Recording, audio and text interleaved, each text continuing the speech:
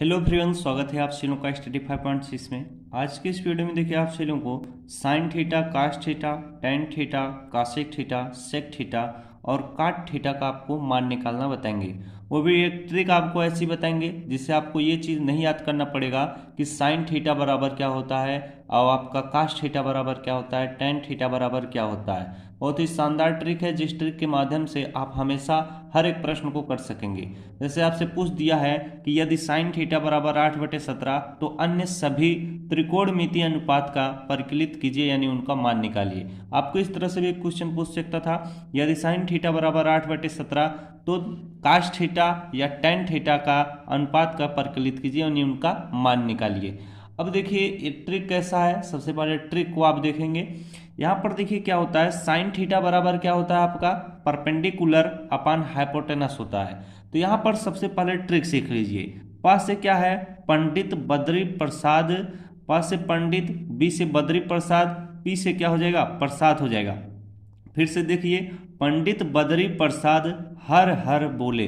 बस इतना आपको याद रखना है। आप कॉपी पर लिख लीजिए। पहले पहले आप लिख लीजिए पंडित बद्री प्रसाद, फिर उसके नीचे लिख लीजिए हर हर बोले। तो पा से क्या हो जाएगा पंडित, बी से हो जाएगा बद्री, पा से हो जाएगा प्रसाद, हा से हर हो जाएगा, फिर हर हो जाएगा, यहाँ पर बोले बी से हो जाएगा। तो बहुत ही शानदार ट्रिक है। इसके बाद यहाँ पर साइन थीटा, फिर यहाँ पर कास थीटा, यहाँ पर टेन थीटा और नीचे देखिए कासेक थीटा हो जाएगा, फिर सेक थीटा हो जाएगा, फिर काट थीटा हो जाएगा। तो साइन थीटा बराबर क्या होता है, परपेंडिकुलर अपान हाइपोटेनस होता है। कास थीटा बराबर क्या होता है, बेस अपान हाइपोटेनस होता है। टेन थीटा बराबर क्या होता है, परपेंडिकुलर अपान बेस होता है। कासेक थीटा बराबर क्या होता है, हाइपोटेनस अपान परपेंडिकुलर होता है। सेक थीटा बराबर क्या होता है, हाइपोटेनस अपान बेस होता है। काट थीटा बराबर क्या होता है, बेस अपान क्या होता है, परपेंडिकुलर होता है। ये अगर चीज आपको याद रहेगी तो आप कभी भी गलती नहीं करेंगे, वरना आप बहुत ही बार याद करते रहते हैं फिर भी भूल जाता है तो गलत हो जाता है। इसीलिए थोड़ा ट्रिक का भी सहारा लिया जाता है। मान लीजिए इस प्रश्न में पूछा है कि साइन थीटा बराबर 8/17, तो ऐसे सवाल को हम कुछ इस तरह से सॉल्व करेंगे। मान लीजिए पहले एक आप ट्रायंगल इस तरह से बना लेंगे। अब देखिए इसमें क्या होता है, ये आपका क्या कहलाता है, नीचे वाला बेस, ये आपका क्या परपेंडिकुलर कहलाता है और ये चीज़ आपका हाइपोटेनस कहलाता है।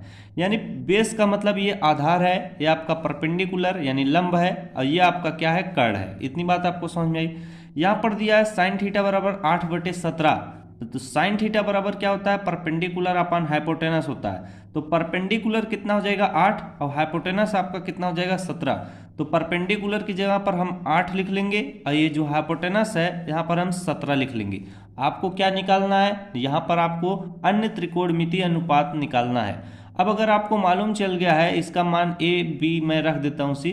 अब आपको मालूम चल गया अगर परपेंडिकुलर 8 है और हाइपोटेनस आपका 17 है तो बेस आप आसानी से क्या निकाल सकते हो। अब बेस क्यों आपको निकालना पड़ रहा है, क्योंकि यहाँ पर कास थीटा बराबर क्या होता है, बेस अपान हाइपोटेनस। जब तक बेस नहीं निकलेगा तैसे आप अन्य त्रिकोणमितीय अनुपात नहीं बता पाएंगे। तो इस चीज को हम इस तरह से निकालते हैं, जैसे यहाँ पर आपका त्रिभुज है तो एच स्क्वायर बराबर क्या होता है, बी स्क्वायर प्लस क्या होता है, पी स्क्वायर होता है। इतनी बात सभी को समझ में आई होगी। एच हमारा हाइपोटेनस होता है, हाइपोटेनस का स्क्वायर करेंगे तो 17 का स्क्वायर हम कर लेंगे, कितना आ जाएगा 289 आ जाएगा। बराबर बेस हमारा कितना है, बेस हमें निकालना है तो यहाँ पर हम बी स्क्वायर लिखेंगे। परपेंडिकुलर हमारा कितना है, देखिए 8 है तो 8 का स्क्वायर करेंगे, 8 8 कितना होता है, 64 होता है। अब आप क्या करेंगे, 289 में से क्या करेंगे, 64 को घटा लेंगे, कितना आ जाएगा यहाँ पर आपका आ जाएगा 225 आ जाएगा। 225 बराबर क्या हो जाएगा, बी स्क्वायर। अब इस चीज को आप आसानी से निकाल सकते हो। अगर आपको बी का मान निकालना है तो यहाँ पर रूट कितना हो जाएगा, 225 हो जाएगा। तो यहाँ पर देखिए हम कुछ आपको नीचे सॉल्व करके बताते हैं तो आपको अच्छे से समझ में आएगा। बी बराबर क्या हो जाएगा, रूट आपका 225 हो जाएगा, क्योंकि यहाँ पर बी स्क्वायर है, जब स्क्वायर हम हटाते हैं तो ये रूट में आ जाता है। अब 225 को आप क्या लिख सकते हो, 15 गुणे 15 लिख सकते हो। 15 गुणे 15 करोगे 225 आएगा, तो ये रूट भी हट जाएगा, तो बी बराबर कितना आ जाएगा, 15 आ जाएगा। अब हम b के नीचे क्या लिख लेंगे, यानी जो हमारा बेस है वहां पर हम 15 लिख लेंगे, क्या 15 लिख लेंगे। इतनी बात सभी को समझ में आ गई होगी, अब आपको कोई भी दिक्कत नहीं होगा। अब यहाँ पर देखिए हम कैसे सॉल्व करेंगे। हमसे पूछा है, क्या पूछा है, अन्य त्रिकोणमितीय अनुपात निकालना है। तो सबसे पहले हमें साइन थीटा का मान मालूम है, अब हम कास थीटा निकालेंगे। कास्ट थीटा बराबर क्या हो जाएगा आपका, बेस अपान हाइपोटेनस होता है। तो बेस हमारा 15 है और हाइपोटेनस हमारा 17 है, तो 15 बटे कितना हो जाएगा, 17 हो जाएगा।